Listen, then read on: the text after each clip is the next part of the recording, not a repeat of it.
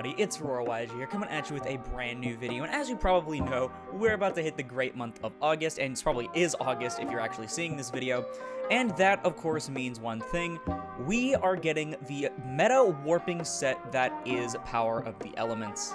So I know a lot of people have been hyped for this set for the past few months since it's been revealed for the OCG and all the stuff that's in it, because it not only contains some awesome, like, meta-breaking archetypes themselves that are definitely going to shake things up, but also some really good support for some older archetypes that really needed it that can also push them to greater heights. Of course, that being said, there is going to be a lot of different changes to our current format and to a completely new format that might actually throw some of you off, but as always, I prefer not to leave you guys in the dark, so I'm going to be bringing you guys my competitive Yu-Gi-Oh! Tier list for the August 2022 format. So before we get into this list, remember that this is based on my personal opinion, as well as statistics and the opinions of other creators in the Yu-Gi-Oh! Space. And so with that being said, please don't harass me, anyone in my comments, or any other creators in their comments, because it's just absolutely unneeded, and it's just a card game. Yeah, with that out of the way, let's go ahead and get right into this list. So starting off, I'd like to put the more relevant things at the very front compared to usual, so we can get them out of the way. For those of you that just want to see where I play Sprite and TR Element and then leave. Starting off with the Sprite strategy. So Sprite is a bit of an interesting thing here because Sprite isn't just its own thing. I mean, you can play pure, but at that point, you're probably going to not have a good time at all. But the cool thing about Sprite is that it's used in a lot of different decks to facilitate their engines, while also being a sort of pseudo engine on their own that can hold its own in a vacuum. Of course, Frog Sprite is going to be probably the best and most relevant one, but we also have things like Melfi Sprite, Sprite Brigade, we have Live Twin Sprite, which we will get to because I kind of like categorized it as its own thing. But we have so many different ways that you can play the Sprite strategy, and even though there are a lot of ways, however, I will mainly be talking about Frog Sprite when talking about the Sprite strategy as a whole right here. And for that, I'm going to be putting the Sprite strategy in Tier 1, so admittedly, it's definitely not as strong as it is in the OCG. I was one of the first that I realized actually had said things like that. It's like, yeah, Sprite isn't going to be as dominant or Tier 0 as it was in the OCG, but I do think that Frog Sprite is absolutely crazy as a strategy. Not only being able to use Totally Awesome, which is a really broken boss monster, multiple times in one turn, but also the ability get any hand trap you want from your deck for free and add it to your hand off the Hulk and then the Swap Frog is insane. So you're not only getting like 2 Toads on board, but you're also getting any tuner hand trap you want directly from your deck to your hand, as well as plenty of other disruptions, and one of my personal favorites being Sprite Smashers, which I think is a very underrated disruption card because a lot of the time people are going to summon Sprite Jet and then add the starter, but if they've already used the starter, they just get another copy. But instead of that, you can get Sprite Smashers to your hand, which is literally a non-targeting banish, which just adds an extra layer of disruption to an already really powerful end board of recurring Toads, Reds, Carrots, all sorts of things that can be disrupting your opponent, while playing through things like Nibiru and other hand traps very well. I think Frog Sprite is going to be a very strong deck. I think it's going to have a lot of representation, which is one of the many things that's going to be carrying it into the first Tier 1 spot on our list. So next up we have the Tier Element strategy, and I know I'm probably going to be crucified for this, but Tier Limit is going to go into the 1.5 category for now. So I know, but hear me out. So I think the only main thing keeping Tier Limit in the 1.5 category instead of going lower is that the representation is going to be very high because people have high hopes for this deck, and I also have high hopes for this deck. However, in its current state, just from Power of the Elements, I don't think that Tier Limit is going to be enough to keep up with all of the other really strong current meta strategies until the next Forbidden List. Or so long as we don't have another Forbidden List is what I should be saying. Because the main thing with Tier Elements is that, yes, Tier Elements are very strong, however, with only what we're getting out of Power of the Elements, we're not just not getting the new support, which allows it to get an Omni Negate, but we're also not yet receiving the Ishizu cards coming out in Magnificent Mavens. I still can't believe they decided to make that set name Mama. Yeah, so Tier Limit definitely has a lot going for it in its current state, because I remember I play tested it with the shit all stuff before the new support and the Ishizu cards were even revealed. But I don't think it's going to be like super crazy broken like it is with the Ishizu cards and the new support. I was getting some replays for my Rescue Ace stuff that I'm going to be posting on the channel very soon, preferably, and I played against Tier Limits twice, the same guy twice in a row. He did more things on my turn than I did. It's crazy. And this is coming from Rescue Ace also being able to do a lot of stuff on the opponent's turn as well. I think Tier Limits is a crazy strategy that will eventually be one of the top, definitely 3 decks, maybe even top 2. But I don't think in its current state it is going to be doing all too much, as opposed to other fusion decks that are going around right now. So next up we have Exorcisters, which is actually a last second thing that I decided to put on the list, because I forgot that Martha is actually coming out in Power of the Elements and not in Darkwing Blast. So Exorcisters is a bit of an interesting deck to me because it's definitely a very gimmicky deck. It's a deck that's going to shine in formats where a Necro Valley-esque effect will be incredibly strong, and Tier Limits is a perfect example of that, and is one of the reasons why it's doing so good in the OCG is because of how dominant Tier Limits is over there. However, because Tier Limits isn't going to be like super peak or anything, and because of how limited the Exorcister strategy is in terms of what it actually does, I'm going to be keeping it in Rogue for now. My apologies, by the way, for moving the stuff. It just kind of slipped. But I'm going to be putting it at the top of Rogue for now, simply because while it is very good against Spright and Tier Limit, it is a very gimmicky deck. It's sort of a one-trick pony almost in a sense. I actually made a tweet last night on my Twitter, which you should go totally check out for news, channel updates, memes, and more, where I was talking about, so I wish Konami would release more Xyz decks that aren't, hey, check out this really cool rank 4 archetype, and by really cool rank 4 archetype, we mean that we're going to special a bunch of level 4s and have very mediocre boss monsters, and then make them play other really strong rank 4s instead. And with Martha only locking you into your own, you're going to have to sort of gimmick your way into Magnifica, Michaelis Turbo, right? However, they are getting some pretty cool stuff in the form of the new trap card. I already forgot the exact name of it because I don't know the translation, but it does allow you to get multiple banishes, which is awesome, and allows your Magnifica Michaelis play to be a lot stronger. And while I admit it is very cool that you can do a lot of that stuff off of just a card like Martha, it isn't like the be-all end-all in terms of what you could do in this current format. And so while I do like Exorcister and I do want them to be really good, I don't think they're going to be like super powerful until Tier Limit becomes the top meta strategy. And so while we're definitely going to be seeing a lot of topping with it, I don't think it's going to be enough to warrant putting it above the Rogue category. Speaking of the Rogue category, we have Dinosaur. I'm going to put Dinosaur below Exorcister, still in a very bad spot with only 1 copy of Misk. And while people aren't held in Lancia as much as they are, or as much as they were, I should say, I'm sorry, they definitely still do tie to 1 Ash Blossom. And while the Doodle Dinos might make it a little bit cooler and more fun to actually extend through stuff, so long as there isn't very much Dino good stuff in the extra deck, I don't think that it's going to be doing anything anytime soon. So next up we have Invoked, and while it isn't seeing very much representation at all, I'm still avidly going to put Invoked in Tier 2. The main thing about Invoked is that it's sort of an alternative way to play the branded package. I do have 2 Dogmatica Invoke branded Shadal deck lists, with the better one being my more recent one from our good friend Mraka on the channel. I will put it up in the top right as always, where you can mix the Dogmatica, Invoked, branded, and Shadal packages, and in his case the Fusion Destiny package as well, and you can sort of play a Fusion Good pile and see a lot of success that way, because the Invoked package, while in Mechaba itself isn't very strong, it's an amazing incentive to bait out hand traps. Basically, they are going to have to hit the Invoke stuff unless they want to risk you being able to get the Mechaba out and then stop things such as Nibiru, Ash, or any other sort of disruptions like that, while also being able to bank on the Shadal package, being able to summon Winda, the Invoke package also being able to summon Kaliga on top of something like Mirror Jade given by the branded package, which is a very simple strategy, but very strong, in that the one thing that they're going to normal summon to get over the Kaliga can be banished by the Mirror Jade, with the Dogmatica stuff also giving you free advantage and resources by using the extra deck with the Deer Servant. Overall, it's a very good conglomerate of some of the best parts of Fusion good stuff. I do think it is very slept on, though admittedly it is because you could just play Despia as well, but I think there's a lot more versatility in the Invoke package, as well as a lot more one-card combos that aren't, normal Aluber or Activate branded Fusion and then do your typical Despia stuff. So yeah, we aren't seeing the representation that I think it deserves, but I think that the Invoked builds are very good with the branded package.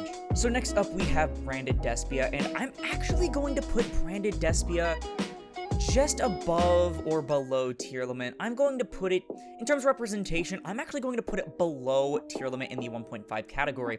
So not only is branded Despia going to be outshined by a lot of the new stuff that is coming out, one of the biggest things is that it is seeing a lot less representation and success as it goes on. So a lot of people are starting to understand the weakness and the choke points of the branded Despia strategy, plus the end board being typically just Mirror Jade and then the branded and red pass.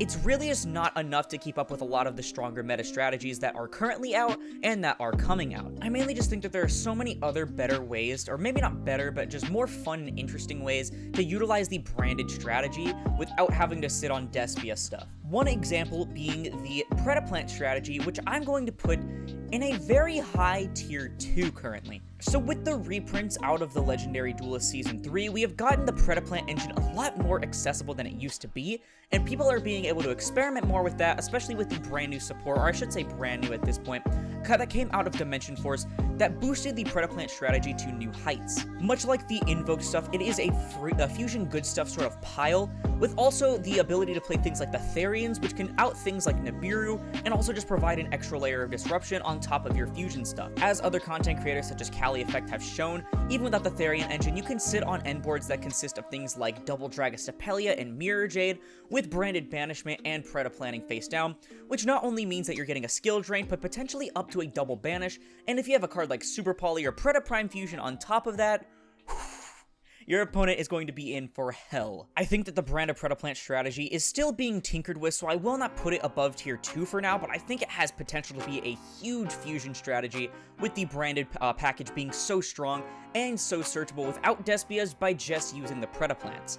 Darlingtonia Cobra is still an insane card, people. So yeah, I'm going to be putting branded Despia at the bottom of 1.5 and Predaplant branded at the top of tier 2 for now because of how the new format is going to be shaping up. Speaking of tier 2 strategies, I'm going to be putting Marinces in the top of tier 2 just because of current results, mainly instead of having the Predaplant branded strategy being higher than that, because Marinces is seeing a lot of success. Not only has it seen a lot of national tops period, it actually managed to get top 4 in the North American WCQ, and I think it's well deserved. I think the Marinces strategy was very slept on until the very last second when people realized that this deck can actually do a lot. The main good part about Marinces, other than being able to play a bunch of hand traps, is that you have a lot of flexibility in what your end board can be. You can have things like Marinces Wave, which are basically an imprint that you can use from hand, while also turning all of your things into a towers. You have things like Stealth Kraken, which can be used with things like Goes and Match for not only a free lock, but also really good removal, which the deck does lack. You have things like Totally Awesome, which can provide more Omni Negates and Recursion, which the deck already has. You can sit on a very large towers like Aqua Argonaut by using Marinces Crystal Heart and the Battle Ocean in combination. And you can also have amazing follow-up and recursion natively in the deck in your turn to 3 and 4 plays, because you can just keep redoing your turns over and over and keep recycling all of your resources. In fact, I'm tempted to even say that the deck goes better in its follow-up turns than it does on its actually first turn, because of all the really strong graveyard effects that it can have. It's so fun seeing a strategy like Marinces that was slept on doing so well, especially with the variety of things you can do with the deck, even if all the builds are very similar. But speaking of Marinces-S decks, we do have at Ignister, which I am going to put below Dinosaur actually in the Rogue category. Honestly, at this point, there's very little incentive to play at Ignister when you could play a deck like Salamandra or Marinces if you want to play a Cyberse or Tower strategy. And while it is unfortunate because I think at Ignister is pretty neat, it's very fragile and its end board isn't anything to write home about, especially when compared to something like Marinces or Salamandra. So next up we have Tenyi Sword Soul, which I will be putting in the tier 1 category, and for now, I will put it above Spright just because of current success. However, these are probably interchangeable. We'll just have to see based on representation more than anything.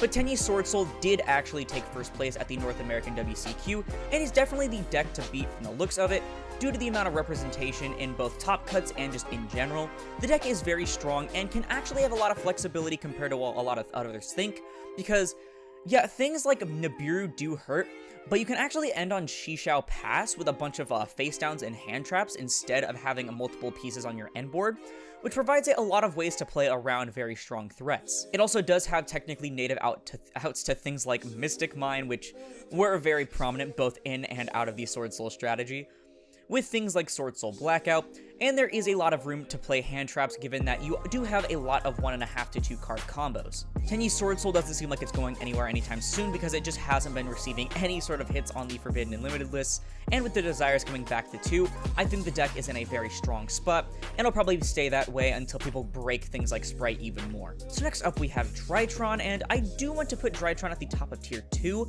I won't put it in 1.5. I still am a bit too iffy about it, especially because it has seen a little bit of less success that it did when it first came back in full force. However, that isn't to say that Drytron is bad, it's mainly just that it needs mostly 2-card combos, but those 2-card combos do lead to very explosive end boards, being able to still play Herald of Ultimateness, which isn't the best build in my opinion, but also being able to use the Vanity's Ruler engine that it used to utilize a long time ago, and with Ben 10 being at multiple copies, the good fairy cards such as Diviner and Herald of the Orange Light are a lot more accessible than they were beforehand. Plus, the Cyber Angel package just allows for so much more versatility, especially for going second plays, especially things like Natasha, because Natasha is amazing. She's just like an instant +2, which is crazy. So yeah, Drytron is a very strong strategy. It has fallen off a little bit since it came back in full force.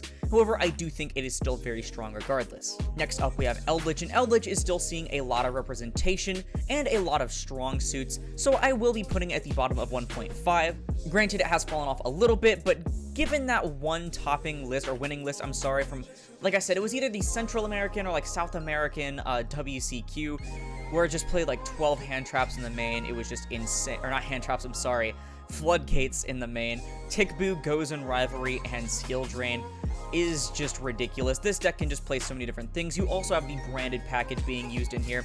You have all sorts of different things, Cyberus Eldritch being the combo variant. Overall, there are a lot of different ways you can play Eldritch, and Eldritch just overall is a very strong deck. Next up, we do have Flunder, and I will be putting Flunder at the bottom of the 1.5, or I'm sorry, not the bottom, the top of the 1.5 category, excuse me, because Flunder is still such a great deck. Being able to utilize power cards such as D-Shifter, Mystic Mine, Barrier Statue, and Harpy's Featherstorm is just ridiculous, as well as being super consistent now and able to avoid hand traps a lot better with things like Journey Preparations. Flunder just has sort of everything going for it, and the only problem is that when it does brick, it bricks hard. However, sometimes a brick could just mean opening only like D-Shifter or something, which will allow it to just still be a lot of strategies, honestly, especially something like Tier Limits, which does require the Graveyard, which is another reason why I'm putting it above it in the 1.5 slot. Flunder's just in such a great spot, and so it's probably going to be in the 1.5 category for a long time, at least until some of those power cards are neutered. Next up, we have Tri-Brigade variants, and I'm confident enough to put it under Drytron, mainly due to how Spright interacts with the deck. So I don't have anything up there on the channel myself, however, I have been tinkering a lot with Sprite Brigade, which is a very strong strategy in my opinion. Typically, the end board off of just one card being Spright Starter, and then obviously anything to put back off of Bear Brum. You can end on Tri-Brigade Revolt, IP Masquerena to go into Appaloosa with the Farragut, the Sprite Elf, also allowing you to go into a lot more other disruptions. The deck is very consistent and very recurable. The Tri-Brigade engine is just so good, but combining it with Spright just puts it on a whole new level. Of course, though, there are a lot of other ways to play the Tri-Brigade strategy. The new Melfi cards coming out in Power of the Elements are a really fun way to play the deck, and my personal favorite is still Bird Up, which I do also have a very recent brand new deck profile of that I actually got first place at a case tournament with and technically went undefeated, that I will put also up in the top right corner, that you should totally check out if you want to see a really cool way to play the Bird Up strategy. And of course, like I said, with Lancia being such a non-issue hand trap anymore, you can mainly do so many different things with Tri-Brigade in the current format without having to worry about super prominent hand traps anymore. Of course, I don't think that puts it higher than a tier 2 until more people start seeing more success with it. However, I do think that Tri-Brigade is still very strong and something to look out for. Next up, we have Virtual World, and as unfortunate as it is, I'm going to have to put Virtual World at the bottom of tier 2. Virtual World just doesn't really do enough. That's the main problem. So it can access not only the adventure package, but also things like the Punk engine, which is very strong, but what Virtual World can do with those engines is nowhere near as strong as what the other top decks that use those engines can do. It's just such an underwhelming strategy and very bricky in most situations, even with the Punk engine that does boost its consistency. And so I'm going to have to keep Virtual World at the bottom of tier 2. Maybe that new rank 9 coming out in Darkwind Blast will help the deck a little bit. It does give it access to things like the Shadal engine, but I just don't know, and we won't know to be sure. Next up, we have Earth Machine. Next up, we have the Punk variants, aka, Therian, Punk, Adventure, all those things, I'm going to be putting it at the bottom of tier 1. It actually saw very little representation in the top cuts and kept dwindling down at the North American WCQ, and so I will be putting it at the bottom of tier 1. However, that doesn't prevent the deck from being tier 1 at all, especially with the new Therians cards that, while I don't know if they'll actually see play in these variants, are still very strong on their own. And just the amount of stuff that you can do off of just one emergency teleport is so nasty, especially because not only can you Scythe Lock, you can also summon Hot Red Dragon Archfiend King Calamity, which is one of the worst designed cards in the entire game. But there's just so much stuff you can do both off of 1 to 2 cards in this strategy, while also playing so many hand traps and avoiding hand traps on your own, to where it'd be a crime not to put it in tier 1, though it has fallen off a bit compared to something like Tenyi Sorcel, and I do think that Spright will see a bit more representation because of the hype. Next up we have Dynamorphia, which unfortunately has gone a bit quiet, and it probably is plain to see that it's mainly the adventure package that is putting it in that spot. Because of this, I'm going to be putting it at the top of the rogue category, maybe just under Exosisters. So the thing is with Dynamorphia is that it's very strong against any of the decks in the tier 2 category or lower, typically, because they need to use a lot of things on field and they don't have a lot of native outs to it. However, things that are utilizing the adventure package can just completely smoke Dynamorphia if they don't have an out, because Dracoback is just one hell of a card. Plus, a lot of it is chance-based, based on things like Prosperity and Extract, getting you extra resources, and if you draw multiple monsters, you're in a very, very bad spot. I think that they do need another monster in order to actually compete a little bit better, or maybe a better counter trap so that you're not stuck using only Sonic to prevent from battle damage. But between the adventure engine, Ash being able to turn off your entire turn sometimes, and all sorts of other different factors, I do think that Dynamorphia is still a little bit unpolished, but I do think that at some point in the future, it can go back up to the tier 2 category or higher. Next up, we have Rocket, Adventure, Dragon Link, etc. Shenanigans, which I will be putting just above the Punk strategies in tier 1. The deck actually has had a huge comeback compared to the dwindling numbers that it did have at one point, and I think it's mainly just people finding out how powerful that the deck actually can be with things like the Adventure package. So yes, it is very weak to things like branded Despia with Alba Lenitus and also other Fusion Good Stuff decks that are running it.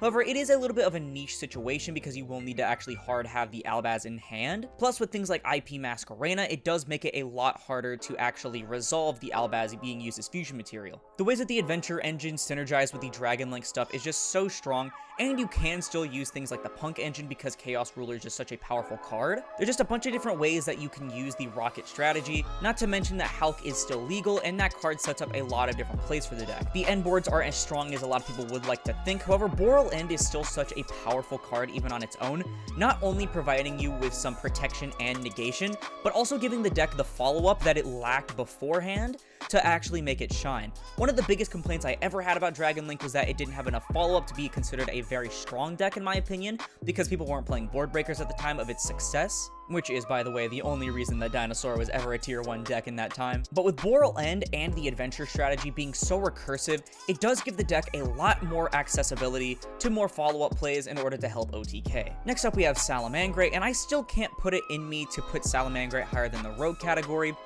I'll put it above Dinosaur because mainly it actually uses Heat Soul very poorly. Like, the thing is with Salamandra is that people were hyping it because of Heat Soul. However, Heat Soul doesn't really do as much as people had expected because we have a lot quicker of a format than the OCG, and so paying 1,000 every turn to draw a card, which could potentially be a hand trap but might not be, isn't as great as people would think, especially without something like Max C. The end boards are also usually very pathetic, and while it does have some really good graveyard play, things like Exorcisters will stomp the deck, and also it just can't play through like multiple hand traps typically. Plus, sitting on Rage and Roar with a Sunlight Wolf just doesn't do it anymore, people. So yeah, for those reasons, Salad is definitely going to be in the Rogue category for now. Maybe if it gets Gazelle back to 3, we'll be thinking a different situation, but in its current state, it just isn't that great. Next up, we have Sky Striker, and I will put Sky Striker above branded Despia, but below tier limit, mainly just due to representation.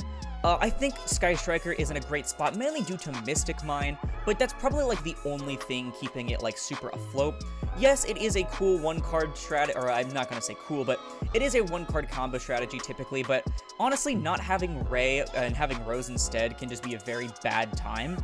Plus, it has a hard time playing through certain floodgates like Rivalry, even while being able to play something like Tickboo, which I still hate the ruling for. But as long as Mystic Mine is a card, I honestly think that this deck is going to stay in the meta for a long time, even with one engage. The fact that people were cheering on Ryan says a lot about how much people hate Sword Soul, I guess. Because if you can cheer on Sky Striker with Mystic Mine, compared to Sword Soul with Mystic Mine, there's just a problem.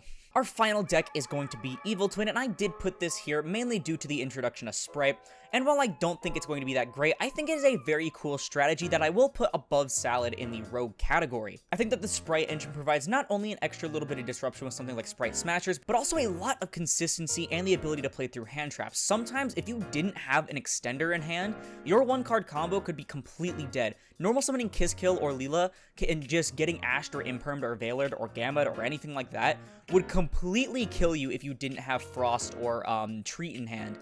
However, the Spright stuff allows you to just go absolutely ham. You can normal summon, get Impermed or Ash, and say, okay, special Spright Blue or Jet, and then just start going off with a bunch of Spright plays. Yes, you cannot make Trouble Sunny on your own turn, but cards like Evil Twin Challenge, which I've always thought was a really cool card, which is searchable off of Secret Password, can allow you to make it on your opponent's turn if you so choose, and most of the time you probably don't even need it, because you could access your disruptions through many different ways due to the Spright strategy. Plus, it also gives it even easier access into Divine Arsenal AA Zeus Sky Thunder, which gives the deck a lot more going second potential.